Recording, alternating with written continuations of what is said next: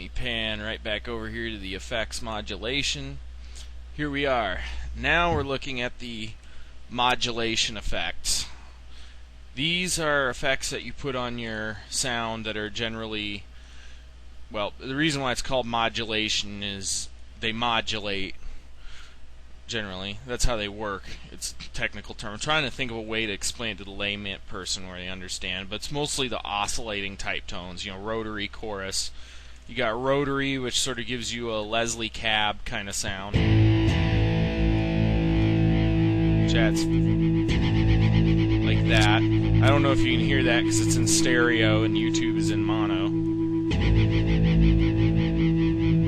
You've got speed, which controls the speed at which it oscillates around, and depth, which controls just how obvious the effect is. Like you might just have a light one that almost is like a tremolo, or really heavy like that. Next up, you have your phase shifter. The classic Van Halen kind of lead thing, you know.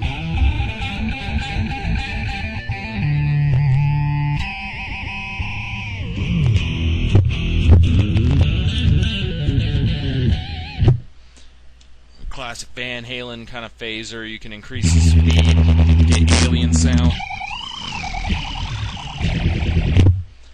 You know, or like that heart-shaped box sound.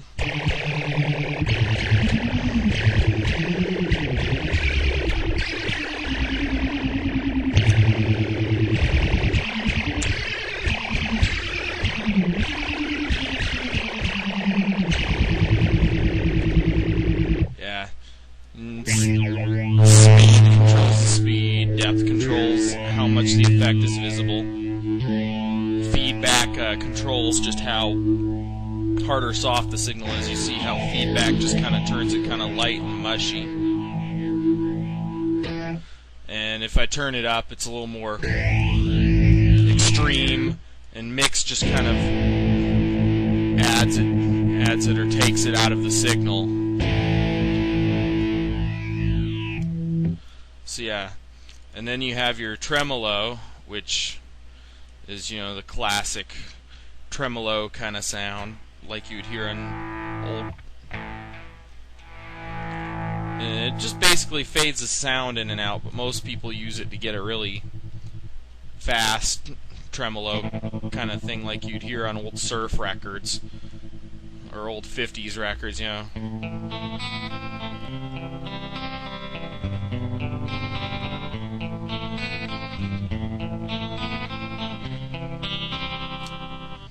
So yeah, that's what tremolo is. And then you have two different kinds of chorus. You have a mono chorus.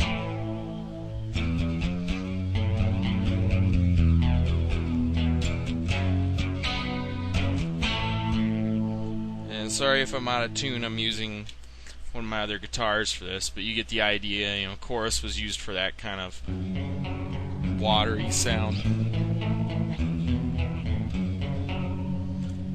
You have this one, same deal, and then you have another chorus that's actually stereo, and it splits the modulation between two speakers and gives it a much more in-depth sound, though it probably just sounds like a whoosh to you on here. Flanger 1, which is mono flanger, and flanger 2, which is a stereo flanger. So that's basically what those are. They're just the general effects like, you know, flange chorus and all that, as I just showed you. Now let's move on to the next part, the delay. On delay, you have a couple different delays. You have a simple delay. You know, this kind of.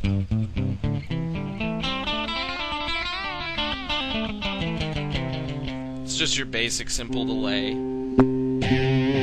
Your controls that control it is delay time, which can go from this really short delay time, which can be used to do crazy drone stuff like this,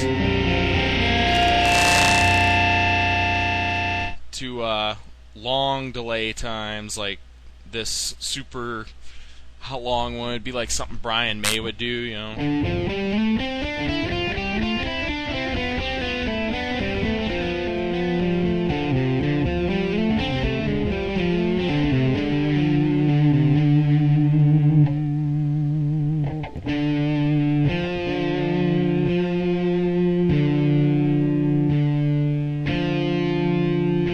got Brian May.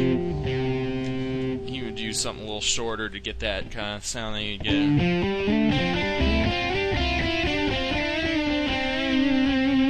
Kind of thing. And then you have your echo kind of sound, which is stereo.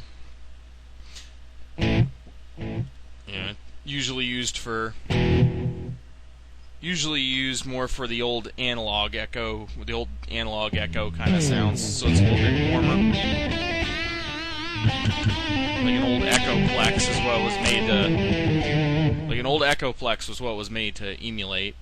Then you got the left-right ping-pong delay, which you probably can't hear it, but it shoots off delays off in stereo.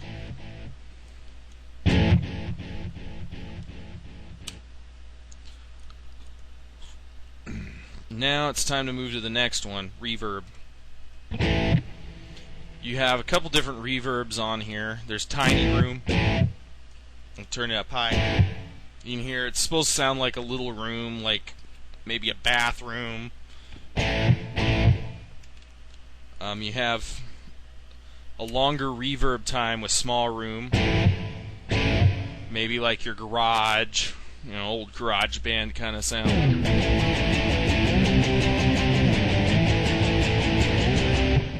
Probably a familiar sound to some of you.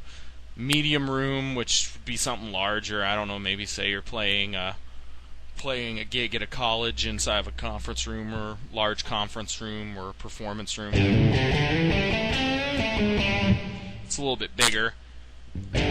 Large room, maybe a concert hall with really good acoustic tiling. And then you have Ultra Room, which is one of my favorites. I especially love to put this in with delay.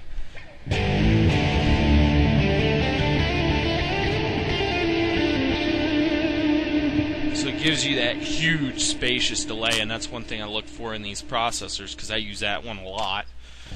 Small spring, sort of like an old Fender Champ kind of delay, like you would maybe find on old 60s rock records, old surf records or something.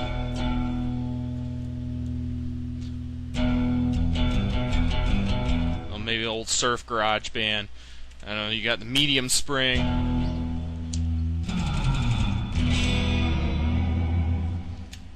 These don't really sound particularly surfy to me. In a way, they just sound like a really metallic version of the room delays.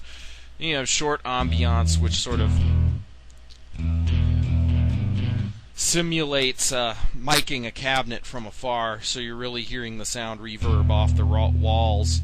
Like my pick attack is delayed slightly, so when I hit the string, it sounds like it's not happening. Like without it, it just sounds like this. But if I turn it up, it sounds more like this.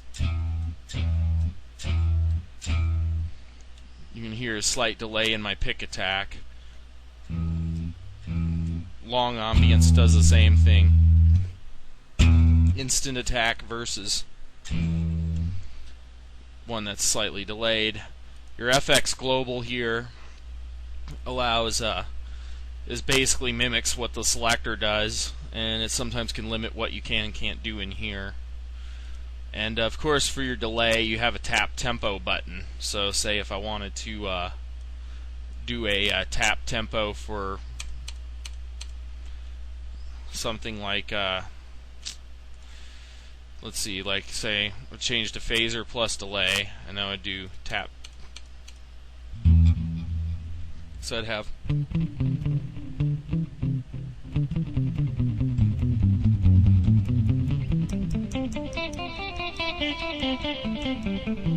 so yeah, that's what that's useful for, is just, saying out or saying the tempo for a delay.